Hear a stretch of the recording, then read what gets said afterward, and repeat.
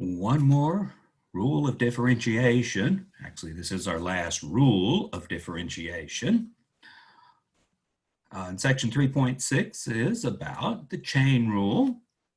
And the chain rule deals with the derivative of compositions of functions. Right? Chain starts with a C and composition starts with a C. Chain rule tells you how to differentiate a composition of differentiable functions. So this will be our last rule of differentiation. We'll have to go back to the definition of derivative for this last rule. The only thing new to be done in terms of differentiation is logarithms and inverse trig functions. Those we haven't differentiated yet. Those will differentiate in some upcoming sections. And then you'll know pretty much everything there is to know about differentiation. So to inspire what the chain rule is about and how it relates to compositions of functions, our textbook offers an intuitive argument for the chain rule by considering three turning gears. We're going to kind of read this from right to left. So we've got these gears turning, gear A, gear B, gear C. When gear A makes X terms, X is the number of terms made by gear A. So when gear A turns X times, if you like, then gear B makes the number of terms equal to U, and gear C will turn Y times. So when this turns X times, this turns U times, this turns Y times. We're trying to introduce variables here and functions of variables. And we want to see how the rates of rotation of these gears are related. Well, if you'll count the teeth or measure the circumference, the relationship between gear A and gear B, that is between variable Y and variable U, if you like, is there's twice as many teeth on gear C as there is on gear B. So every time U goes around once, that will force, every time gear B goes around once, that will force gear C to go around half the time. Or if you like, every 2 times gear B rotates, that induces 1 rotation of gear C. This one has, 6 teeth, and this one has 12 teeth. So we get a relationship, Y equals U over 2, in terms of counting the number of teeth. Similarly, U equals 3 times X. This gear has 3 times as many teeth as this gear. Gear A has 3 times as many teeth as gear B. So we get a relationship in terms of rotations of U equals 3X. We could combine those two, Y equals U over 2 and U equals 3 over X, to conclude Y equals 3X over 2, from which you would conclude every time gear A makes 1 rotation, that movement moves through gear B and onto gear C and results in 3 halves, 1.5 rotations over there. So with these 3 little equations, if we'll take derivatives, dy dx from this equation, dy dx is just 3 halves. Notice 3 halves can be written as 1/2 times 3. Hey, 1/2, that's the derivative of y with respect to u, and 3 is the derivative of u with respect to x. So we ultimately get the relationship dy dx equals dy du times du dx. And that's what, in a way more general setting, that's what the chain rule states. So what this relationship gives is between the rates of rotation, and you think of rates as derivatives, and it suggests a relationship between the rates of change of functions when one function is inside another. And we've kind of got one function inside another. As x varies, that forces some variation in u, which in turn affects some change in y. Here we have that y, the gear on the left, is ultimately a function of x. How gear y reacts is affected by how gear A turns, or gear C and gear A. we have that y can be written as the composition of y as a function of u. That is how y is affected by the variation in u, how the left gear is affected by the center gear, and u is a function of x. In terms of the gear story, then u is an intermediate gear between the left and the right. So as variable x varies, that is, as the right gear rotates, the center function u reacts to this variation in x, that is the center gear, rotates in response to the rotation of the right gear, and function y reacts to the variation in u, that is the left gear rotates in response to the rotation of the center gear. So long story short, x changes, that implies some kind of change in u, which in turn implies some kind of change in y. So we've got this chain of things that vary. On the inside is x, in the middle is u, and on the outside is y.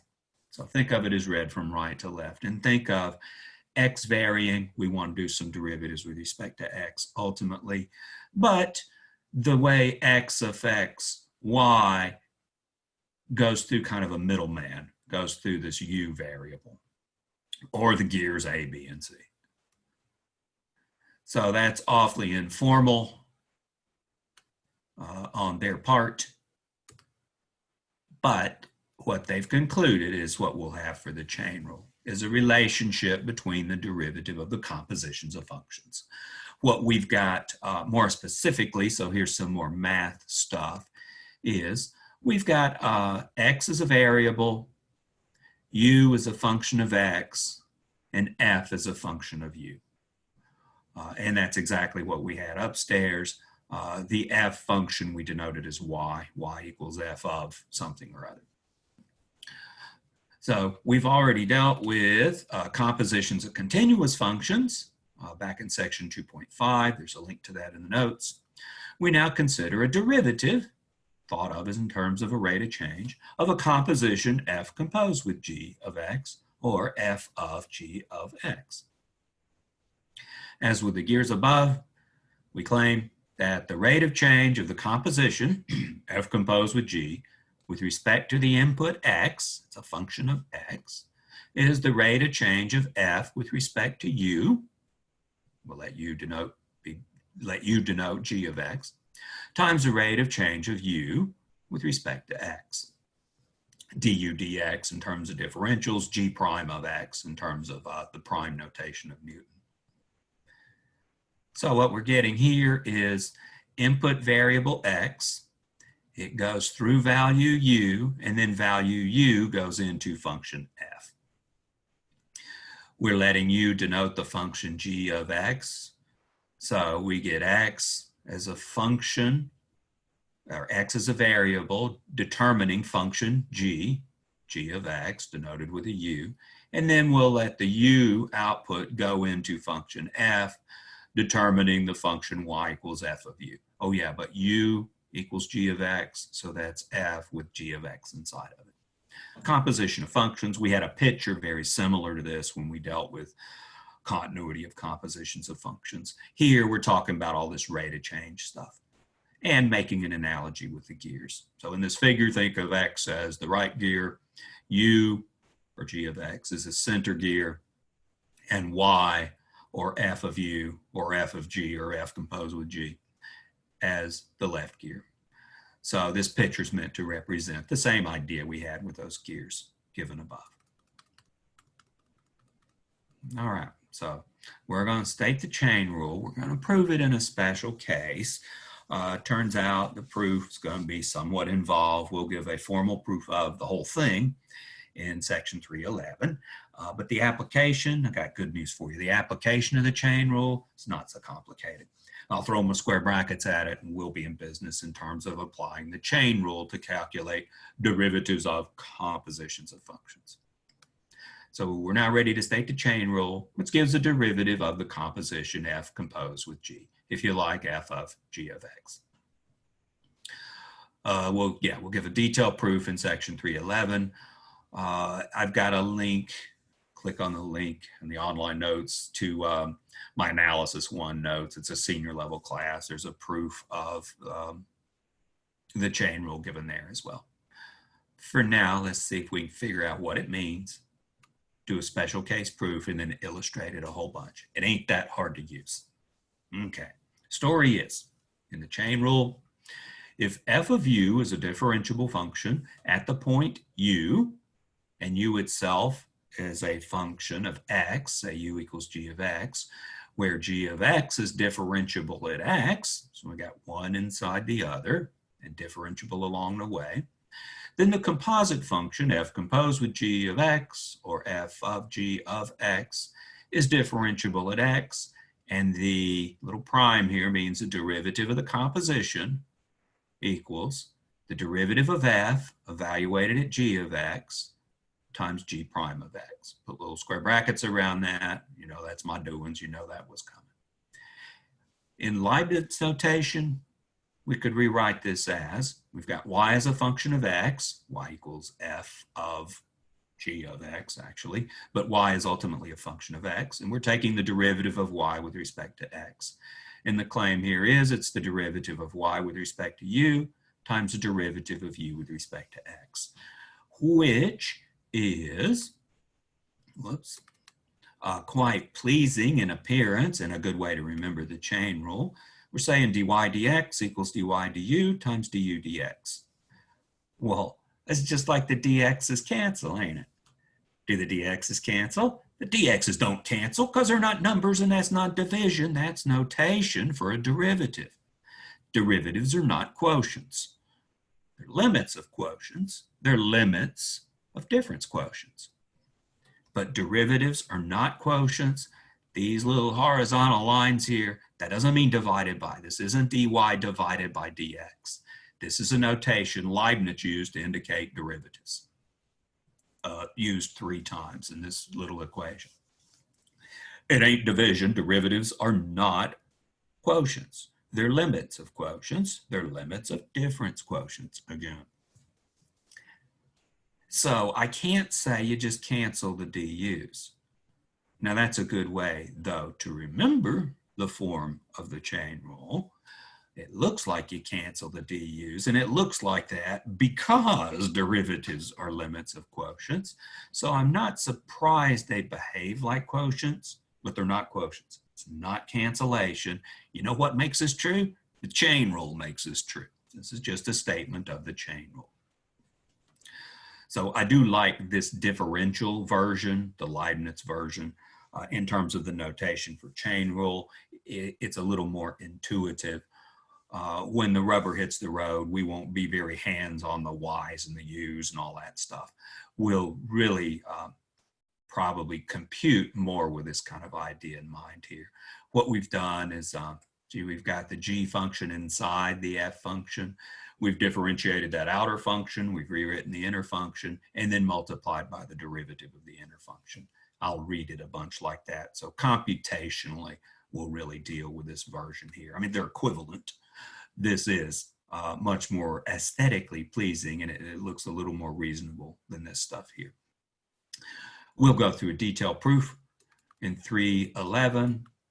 Right now, mostly because the book does this, I'm going to go through a proof of a special case of the chain rule. So we'll give a proof now under a special condition, that condition being there's some epsilon greater than 0 such that delta u, change in u, change in g, that is g of x plus delta x minus g of x. That delta of u is non-zero for all x in the domain of g and for all delta x less than this epsilon, which they say exists. So we're making a hypothesis that for some epsilon greater than 0, we always get delta u to be non-zero, regardless of what delta x is, provided it's less than epsilon. All right, whatever that implies. It implies delta u is non-zero, and we can divide by delta u. So we'll go through the proof and see where we use that. And we've used these deltas to indicate changes in before. And it's too bad it's a new line here, but this is g of x plus delta x minus g of x. That's, that's the numerator of a difference quotient. for function g as a function of x. So let's take a look at that in the supplements. Okay, so here's specifically the statement again.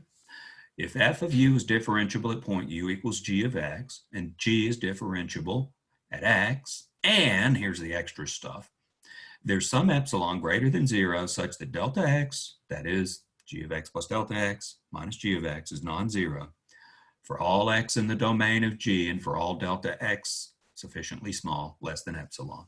Then the composite function f composed with g of x, that is f of g of x, is differentiable at x, and the derivative is as we stated previously. Okay, between the capitalized and then, that's the extra stuff. That's the special case assumption. All right. Derivatives are not quotients. They're limits of quotients. They're limits of difference quotients. And we're going to take advantage of that in what we're about to do. Okay, so let epsilon be greater than 0. Let delta x be positive and less than epsilon so that we can use this hypothesis up here. Let delta u be the change in u when x changes by an amount delta x, so that delta u is g of x plus delta x minus g of x, the very definition of delta of u. And delta of u is non-zero. We were told delta of u would be non-zero in this special case hypothesis. All right.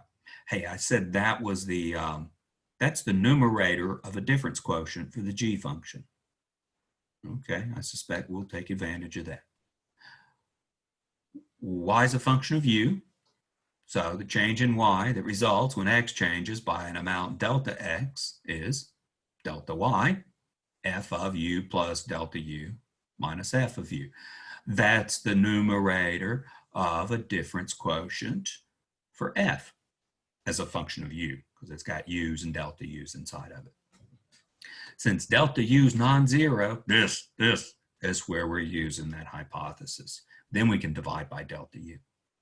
So we can take the fraction, delta x, delta y, fraction. Is it really division?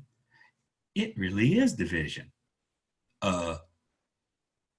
It's not differentials. It's changes in. We'll take a limit here in a little while and they'll become differentials. Okay, they'll become dy's and dx's, that is. So we can take delta y over delta x and write it as delta y over delta u divided by delta u times delta u divided by delta x. We can do that because we know delta u is non-zero. Excellent. Then the delta u's cancel. Yeah, this is division. These aren't derivatives. These are just quotients. And we can cancel terms like that in just quotients. That's no surprise. Now, delta y delta x is a difference quotient for function y with increment delta x.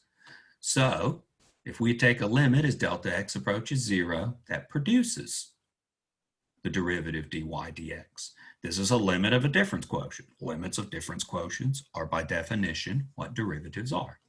So dy dx is a limit as delta x approaches 0 of delta y divided by delta x. I write that out. This just becomes the very definition of derivative. If you don't like the delta x's, replace them with h's. And then it looks exactly like our original definition of derivative. Limit as h approaches 0, f of x plus h minus f of x over h. That's what this is. Let me leave the deltas because we don't have just one variable here. We got a couple of them. We got x's and u's as variables. So I will leave it in this notation, but you make a little substitution with h's and you get exactly the same thing we had before. We've changed variables and that's all we've changed. All right, u is hypothesized to be differentiable at x, part of the hypotheses of the chain rule. Differentiable implies continuous. That's what theorem 3.1 says. If a function is differentiable at a point, then it's continuous at that point. So must be that u is continuous at x. So if we want to take a limit as delta x approaches 0 of delta u by definition is the change in g of x plus delta x minus g of x.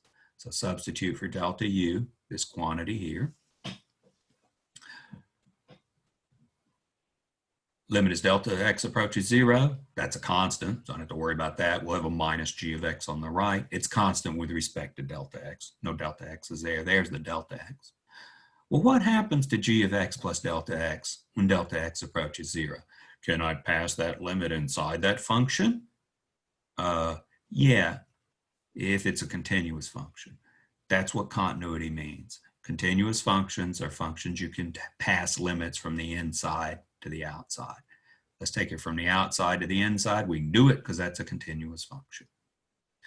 Take the limit inside using the fact the function g is continuous. Limit as delta x approaches 0. Of course, that just goes to 0 and gives us g of x plus 0 minus g of x, and that equals 0. So the limit as delta x approaches 0 of delta u is 0. That is, delta x approaches 0 as, delta u approaches 0 as delta x approaches 0. Let me say that again correctly. Delta u approaches 0 as delta x approaches 0. So if we have a limit involving delta x approaching 0, we could replace that delta x approaches 0 with delta u approaches 0, because if delta x approaches 0, then delta u approaches 0. That's what we showed right here. All right. That's the problem of having two variables and seeing how they relate to each other. Okay, so what's up with dy dx?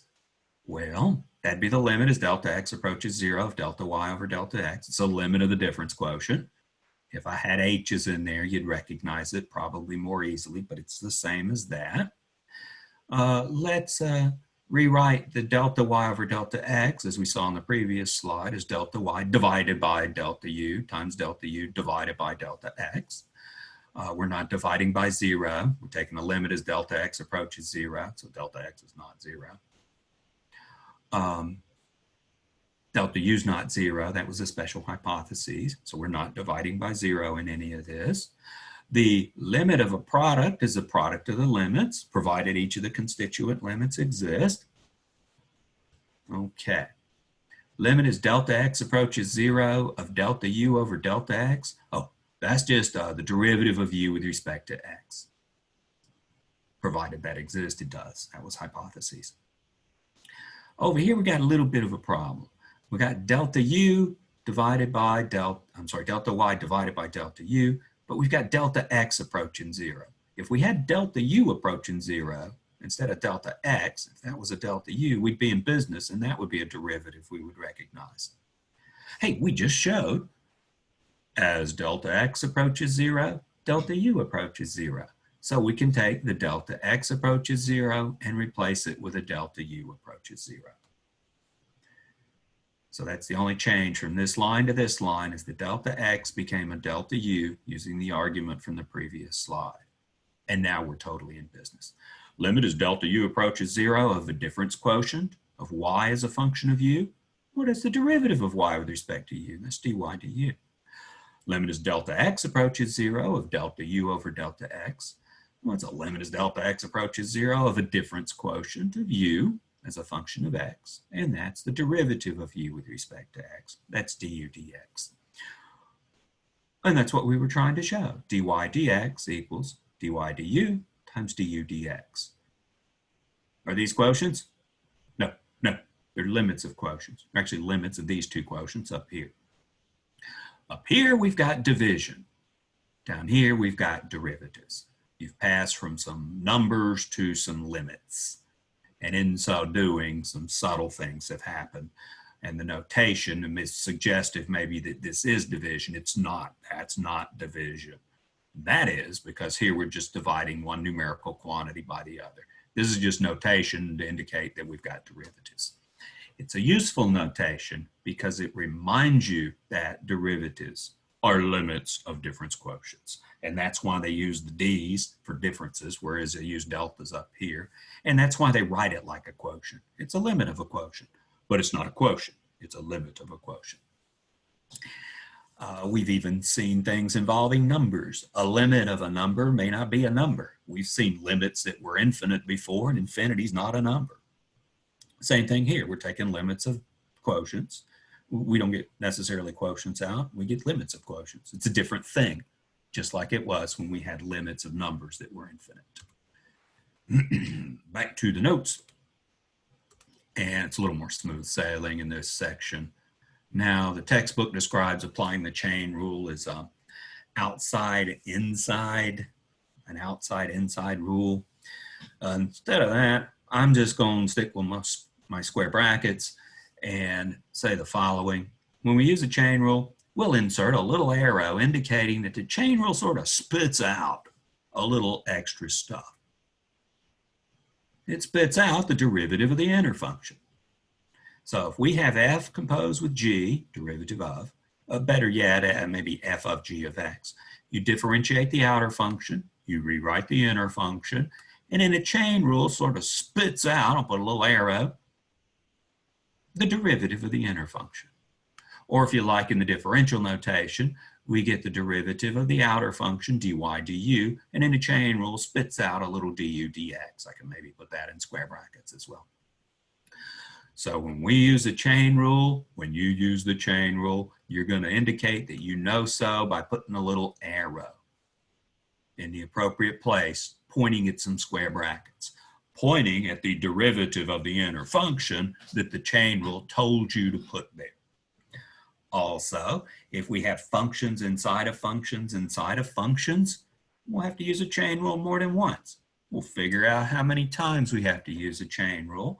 When we look at our answer, we'll be able to tell we used it the right number of times.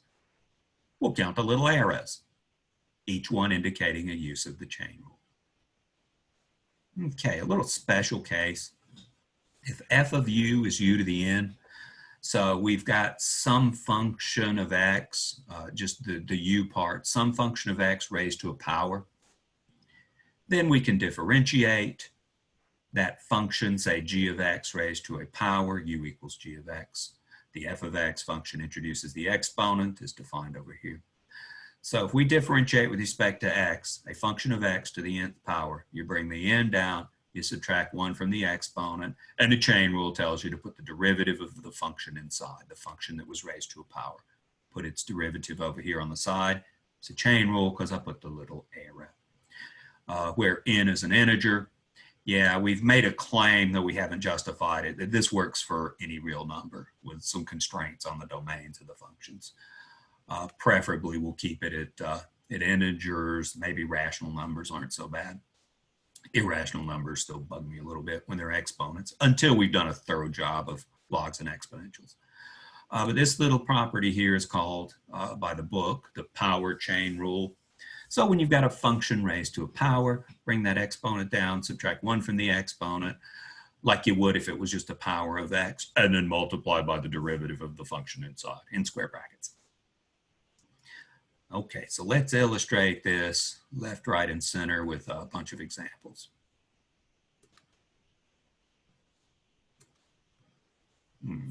Okay, we'll start out slow. So slow, I think it's actually maybe arguably even easier to understand the ones where we speed it up a little bit, but I'm trying to illustrate the notation here. Suppose y equals negative secant of u, and u equals g of x equals 1 over x plus 7x. Find dy dx. Well, you know it to be f prime of g of x times g prime of x. The chain rule told you so. Use square brackets and the little arrows, as will be instructions on tests. Okay. Chain rule tells you dy dx is dy du. Chain rule du dx. You remember it by thinking, well, it's like the du's cancel. They don't because that's not division, but that's a way to remember it. Okay, so let's find dy du and du dx. We've got y as a function of u right here, and we've got u as a function of x right here. Piece of cake to find those two parts. Dy du, that'd be the derivative with respect to u. Y is negative secant u. Derivative of secant is secant tangent, as we saw in the past. Get those trig derivatives in your head because you're going to use them a bunch. You don't want to have to look them up every time. Derivative of secant is secant tangent. We got a negative out front. It came to us not from the differentiation, but they gave it to us right there. So that's still along for the ride. We get that the derivative of negative secant u is negative secant u tangent u. And du dx, derivative with respect to x of u equals 1 over x plus 7x, 1 over x plus 7x. Let's write the 1 over x is x to the negative 1, so I don't have to use a quotient rule. We'll just use the regular old power rule. Differentiate with respect to x, bring that negative 1 out front, subtract 1 from negative 1 to get negative 2 for the new exponent. Derivative of 7x is 7. So there's what we get for the du dx part. Since dy dx is dy du times du dx, then we get dy du, negative secant u tangent u, that piece, times, chain rules, puts this part over here, negative x to the negative 2 plus 7x. I say you're not done just yet. Let's give an answer in terms of only x's. I know what u is in terms of x. U is 1 over x plus 7x. So let's substitute that in for those two u's. And then I give you out a function of x. Ultimately, everything is a function of x. So we get negative secant u is 1 over x plus 7x. Tangent u is 1 over x plus 7x. And then we've got this thing on the side. You want to simplify that? No. I did want to get the x's in it because everything is a function of x in this one. But I'm not too hung up on further simplification. For one thing, I don't know what I do to simplify it. Not much. I've got a negative sign on the left, and a negative sign could be distributed through here and change the form of this. It's not going to change much. And hey, they just wanted a derivative. There's the derivative.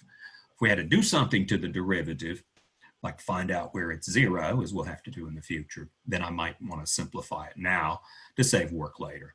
They wanted the derivative. There's the derivative. Okay, let's do another one, but let's speed it up a little bit. All right, Q equals cotangent sine t over t. These guys. Okay, so no more x's and y's and u's. This time q's, t's, and I guess something else. Find the derivative, use the square bracket and a little arrow notation. All right, first off, do you indeed have a composition of functions? Yeah, we've got the cotangent as an outer function, and we got this stuff here as an inner function. This stuff is inside the cotangent function, so it really is a composition of functions. It's a composition of the cotangent function with the function sine t over t. So got to use a chain rule. One function inside another, composition, got to use the chain rule. Chain rule says we'll differentiate the outer function. The derivative of cotangent, say cotangent of x, is derivative of cotangent is negative cosecant squared. So derivative of cotangent x is negative cosecant squared x. X,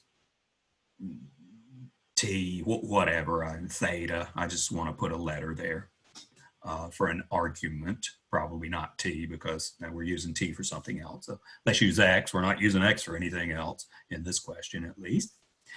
So derivative of cotangent x is negative cosecant squared x. So that'll be how we differentiate the outer function. So chain rule says to differentiate the cotangent of something, we differentiate the cotangent. That gives us a negative cosecant squared. Negative cosecant squared of what? The something. So I rewrite the inner function, rewrite the g of x function. Remember, we had f prime of g of x. You differentiated the outer function and you left the inner function alone. We're at that stage. And then we multiply by the derivative of the inner function.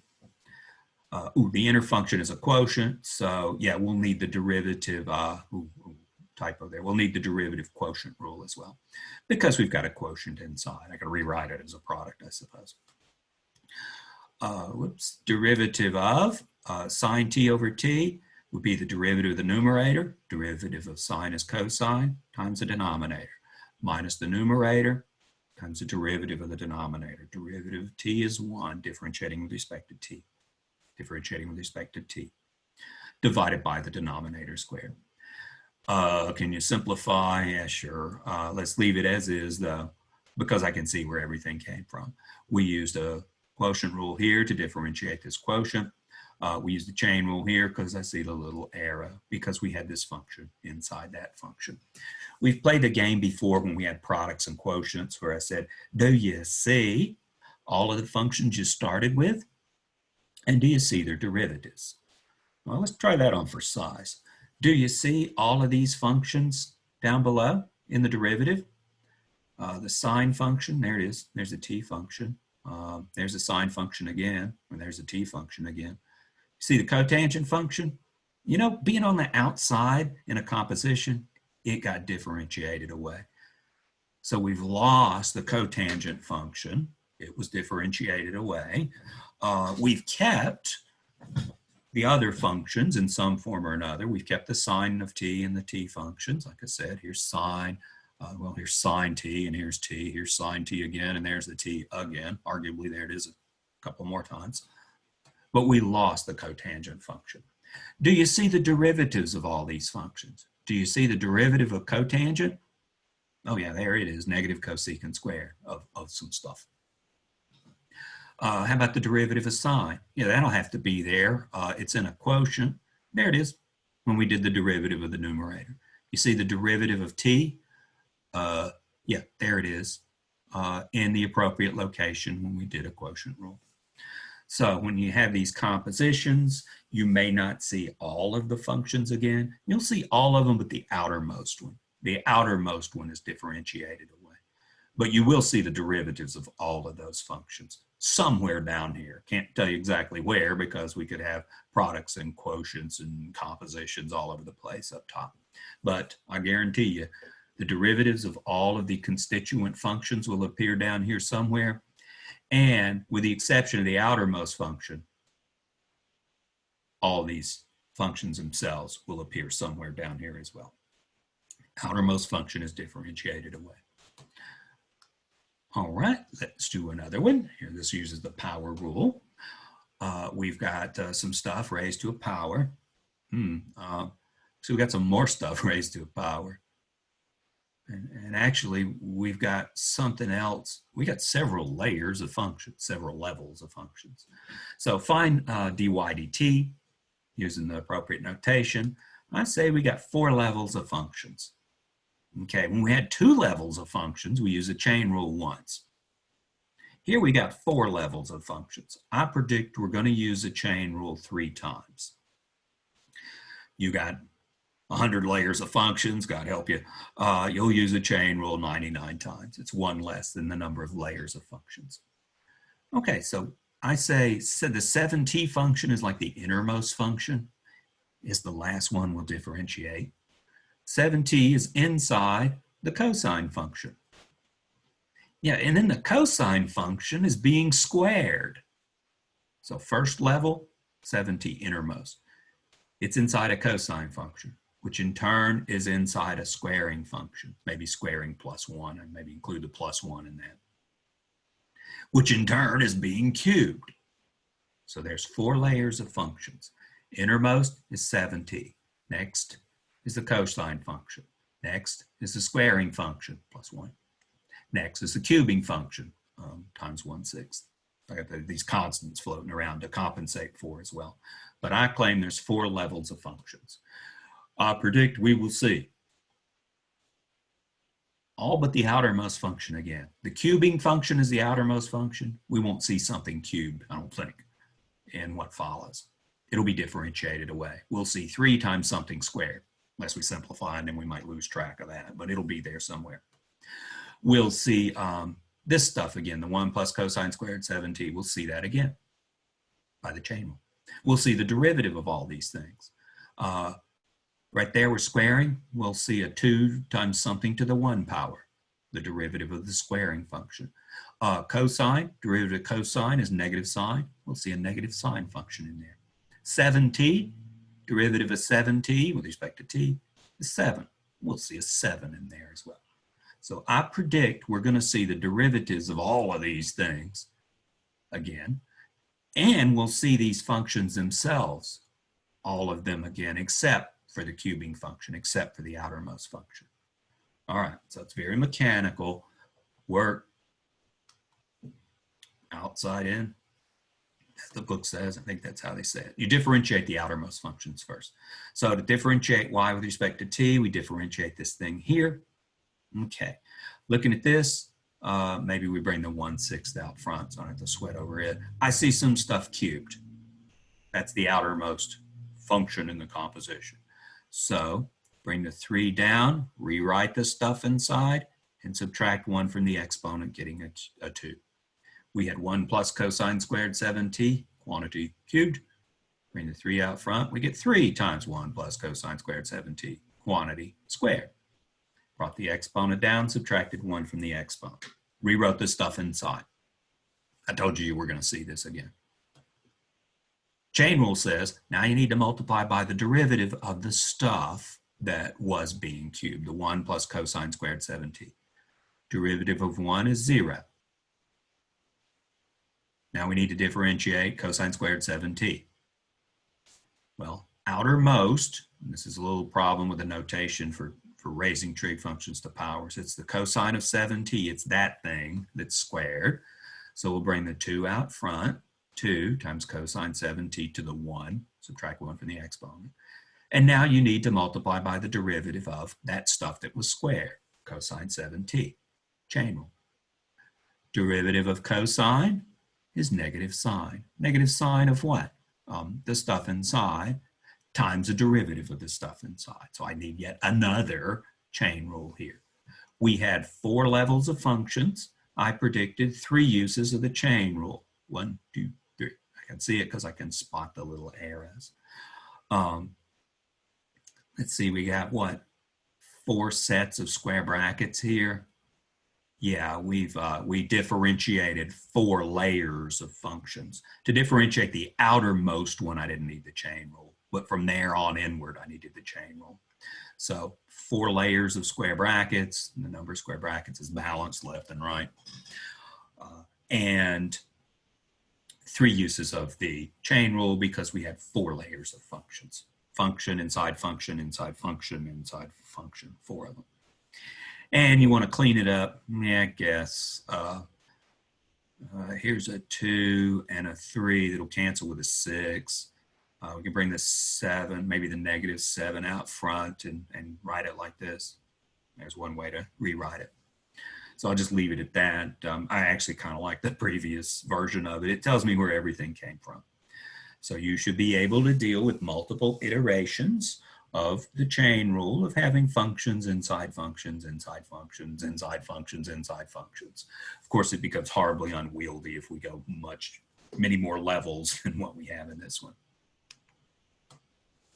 All right, how about some less direct information? Question 88 from this section says, if R equals sine f of t, you know what f is, they're not going to tell us what it is, they're going to tell us some properties of it. F of 0 is pi thirds and f prime of 0 is 4. Then what is dr dt at t equals 0? All right, what are you going to do with this? Well, it's a composition of functions. We got the sine function with this thing inside of it, f of t.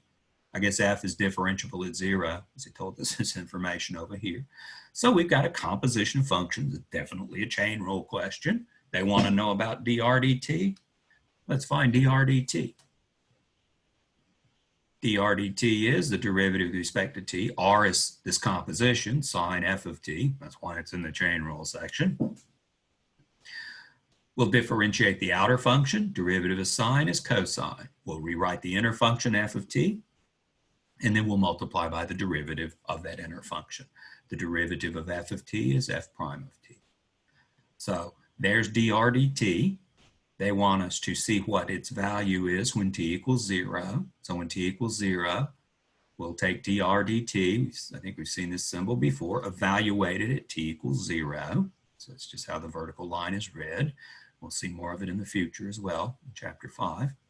But evaluate the dr dt at t equals 0. So plug a 0 in for t, we get a 0 there and there, produces this.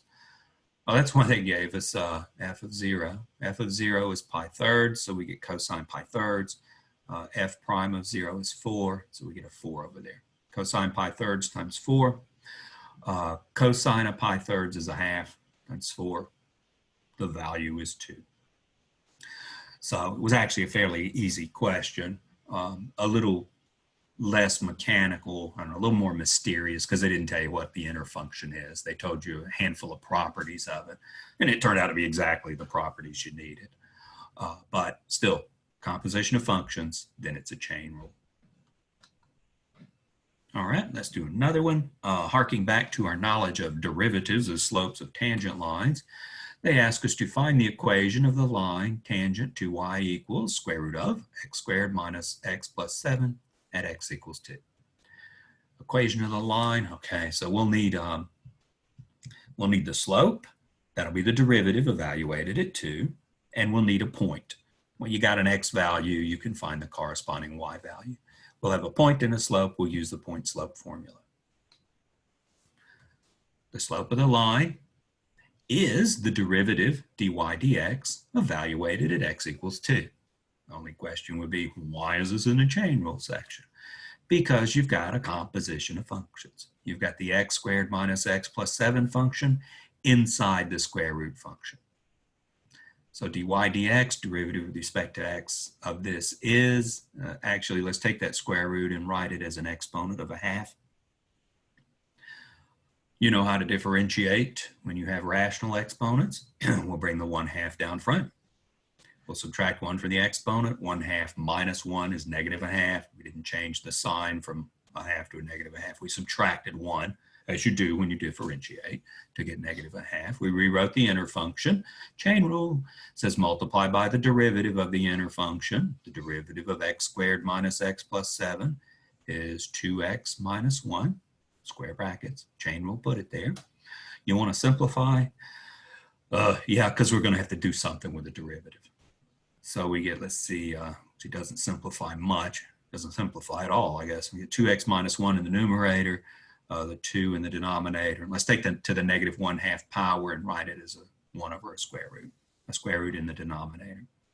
So there's dy dx. We want the slope of the line tangent at x equals 2. So we'll simply find that slope as plugging 2 into dy dx, the derivative evaluated at 2. Okay, I put parentheses around the 2's that have been substituted in to distinguish them from the other 2's that are sitting there from here and here. And when we simplify, we get a half. I won't bore you with the arithmetic. Wouldn't hurt to pause it and make sure you believe the arithmetic though. So we get a slope of a half. We need a point. Well, you got an equation right there that you're dealing with. So we'll plug in x equals 2 and see what y is. When x equals 2, and here it is right here. When x equals 2, we'll have 4 minus 2 plus 7. Square root of 4 minus 2 is 2 plus 7 is 9. Square root of 9 is 3. Yeah, y will be 3. So we have the point 2, 3. Slope 1/2, 0.23, point slope formula, y minus y1 equals mx minus x1. Plug the 2 in for the x, the 3 in for the y, and the 1/2 in for the slope. Produces this, which can be rearranged to give what's in the little square box. Y equals 1/2 x plus 2. Same kind of problems we did when we encountered tangent lines early on. Only difference now is we're dealing with more complicated functions. We're dealing with compositions of functions. Could you take the derivative of this using the definition? We dealt with some square roots. You know, I can't really see from here. I suspect you can by multiplying by the conjugate divided by itself. You've dealt with limits involving square roots before. I think you probably could. This is way easier, right? We're trying to put that kind of thing behind us. Back to the notes. So we did up through 96. A couple more examples coming involving exponential functions. Suppose the f of u function, the outer function, is e to the u power, and u is some function of x. So to differentiate with respect to x, e to the u, that is to differentiate with respect to x, e to the g of x, we'll differentiate the outer function, the exponential function. What is the derivative of the e to the function? It's its own derivative. So when I differentiate it, nothing happens. But this is the derivative of the e to the whatever power part. Inside that exponential function is a function g of x. Chain rule says we'll have to put a g prime of x over here. We differentiated the outer function and multiplied by the derivative of the inner function. Are you sure we differentiated the outer function? Yeah, it was an exponential function. Nothing happened when we differentiated it. What is df du when this is the function? The derivative with respect to u of e to the u is e to the u. Doesn't change when you differentiate it. But it was differentiated. The chain rule made us differentiate the outer function. It was differentiated. The chain rule makes you stick that in there too, the derivative of the inner function. So let's do a couple of examples with that. Find dy dt using my notation when we have e to the sine t over 2 cubed. Okay, we got a bunch of layers of functions, again, levels of functions, the outermost of which is the cubing function. Inside that is an exponential function. Inside that exponential function is a sine function. And inside that sine function is a t over 2 function. I think we got 4 levels of functions again. That'll mean 3 applications of the chain rule. Start on the outside and work your way in. Okay. So to differentiate with the square brackets that I've got, I mean, it just comes in a single step. It's not so complicated. Differentiate the cubing function. Okay, I bring the 3 down, subtract 1 from the exponent, get a 2, rewrite the inner stuff. Check. Chain rule says now multiply by the derivative of the inner stuff. The inner stuff is e to the sine t over 2. Differentiate the outermost function in this composition of 3 functions. The outermost function is the exponential function. Differentiate it.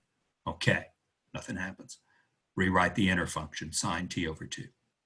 Chain rule says multiply by the derivative of that inner function, sine t over 2.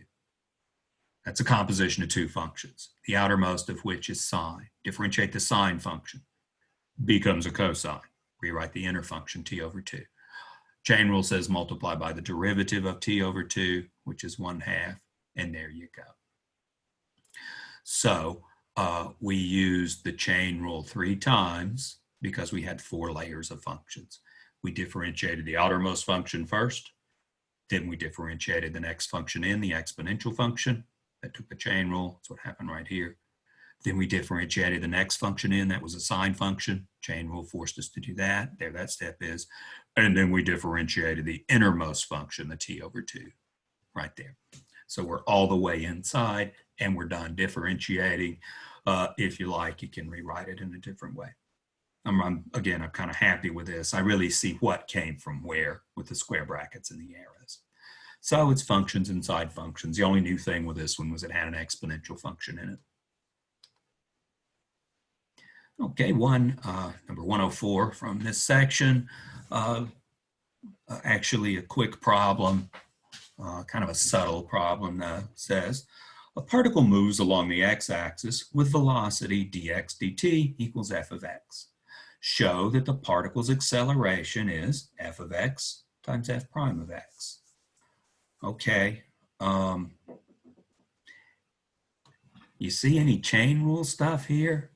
When they talk velocity, they're talking derivatives with respect to t. They've given us the velocity and asked us about the acceleration.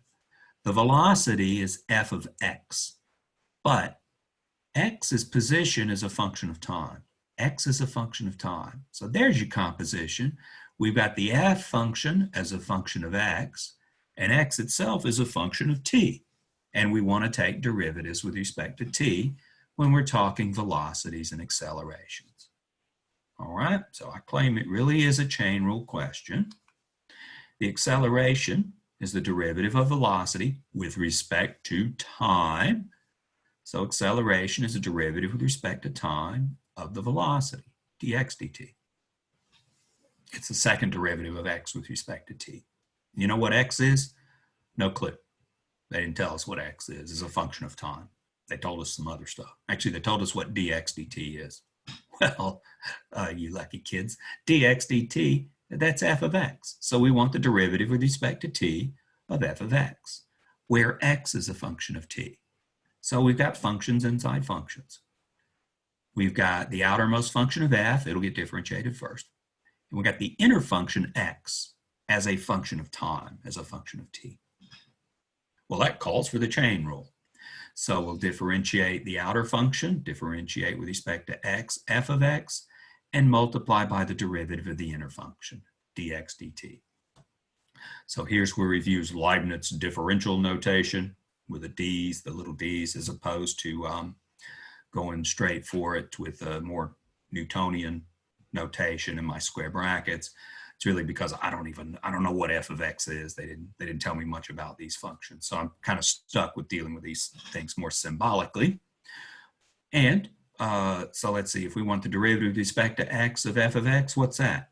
When you take it out of this context and shake off all this acceleration stuff, derivative with respect to x of x, that's just f prime of x.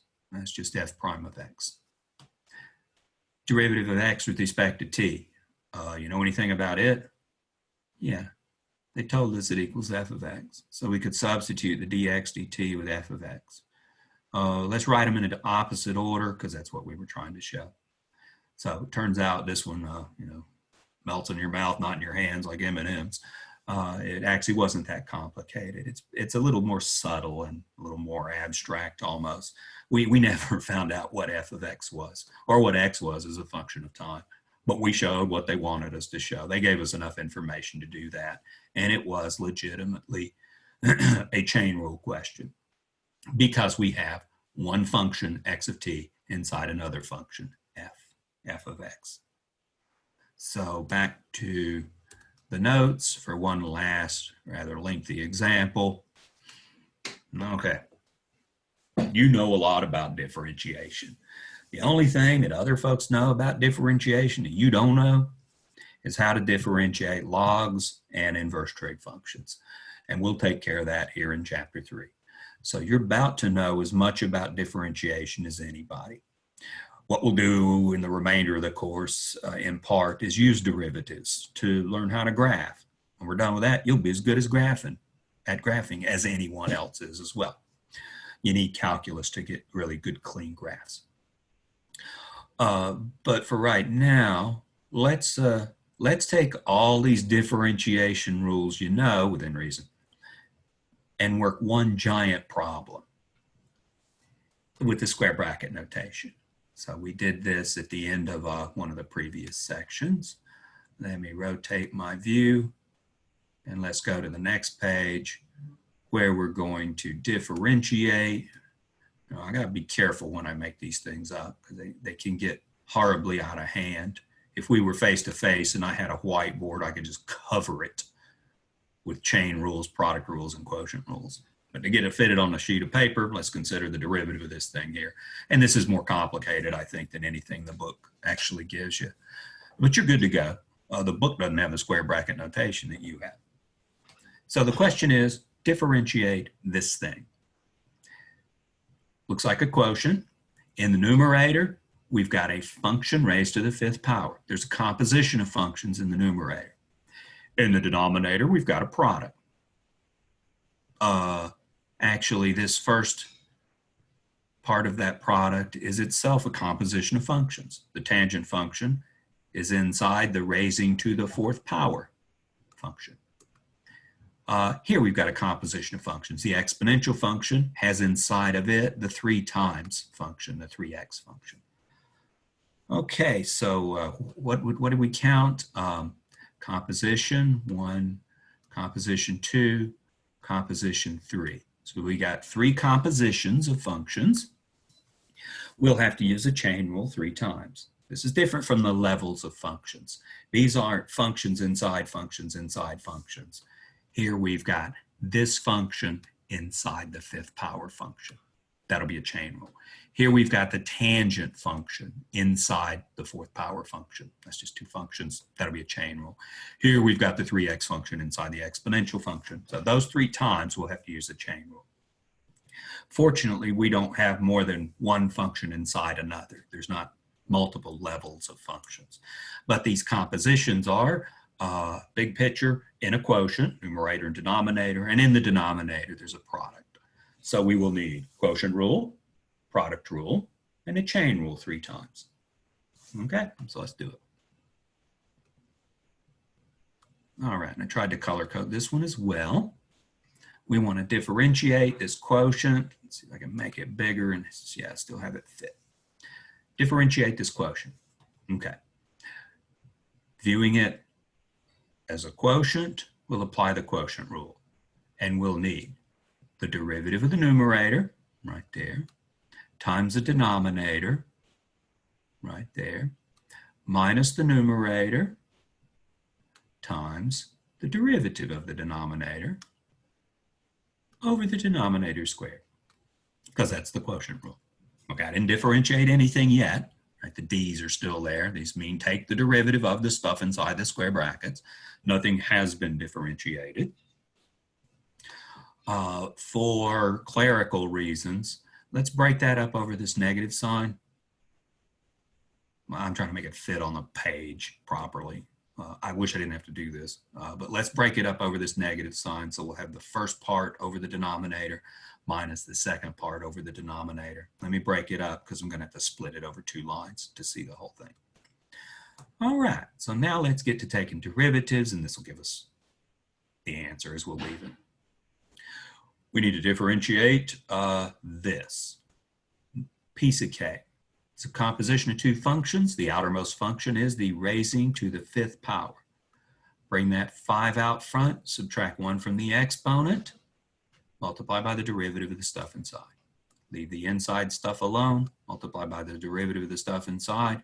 Derivative of 5x cubed minus 4x plus 2 is 15x squared minus 4 plus 0. 15x minus 4. Ooh, missing a 2. Oh my goodness, got a typo there. Should be 15x squared. Yeah, that x should be squared. I dropped that. Error. 15x squared minus 4. Times, let's see, the second, and there's a denominator squared. So in blue brackets, what I've got is a quotient rule. Here's the derivative of the numerator, except curses for my missing power of 2, times the denominator, minus numerator, here comes the derivative of the denominator, and it's divided by the denominator squared. In blue brackets, unfortunately split over 2 lines, is a picture of the quotient rule. So we got derivative of the numerator times the denominator, minus, here's the numerator, just recopied.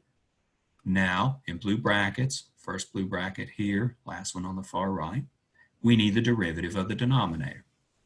But the denominator is a product. All right, then you'll need the product rule. Red brackets for product rule.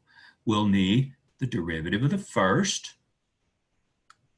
times the second plus the first times the derivative of the second. Product rule.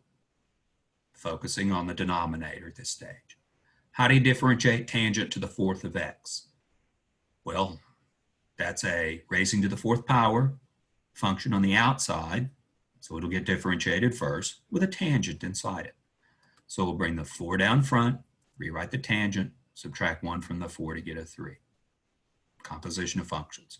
We left the inner function, the tangent, alone. Chain rule says you got to multiply by the derivative of tangent. What's the derivative of tangent? Secant squared. That's why there's a secant squared there.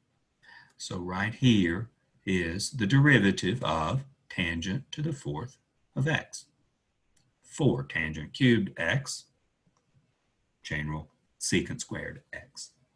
So that's the derivative of the first, concentrating on the denominator, times the second, e to the 3x, plus the first, tangent to the 4th of x, times the derivative of e to the 3x. So we'll differentiate e to the 3x. What do you get when you differentiate an exponential function? Same thing you started with, plus whatever implications there are in terms of chain rules. So differentiate e to the whatever first, you get e to the whatever again. And then the chain rule makes you multiply by the derivative of the inner function, the derivative of the exponent. It's an exponential function containing a 3x function. Derivative of 3x is 3, and there you go. So in blue brackets, there's pictures of quotient rules. In the red brackets, there's a picture of the product rule. Unfortunately, I had to split it over 2 lines. But in blue brackets, you do see, with a 2 even, you see a picture of the quotient rule. And we had, what do we have? 3 compositions. I predicted 3 uses of the chain rule. Was that right? Yeah. Little arrow, little arrow, little arrow. So we use a chain rule 3 times as predicted, as we'd have to, because we've got a composition in the numerator and 2 of them in the denominator. 3 compositions, 3 chain rules. So that's about as bad as it's going to get. If I could get to you in the classroom, we could make this, I could put this whole thing, say, inside of a sine function and then differentiate that. It'd just be more steps that involve part of this, it turns out. But this could certainly be made a little bit more complicated. But you've got the rules to go through and find all these derivatives. So you are set to go on taking derivatives. You know all the rules there are to know about taking derivatives. There's just a handful more functions that you don't know how to differentiate. And we will take care of those soon. So have a nice day. I'll see you in the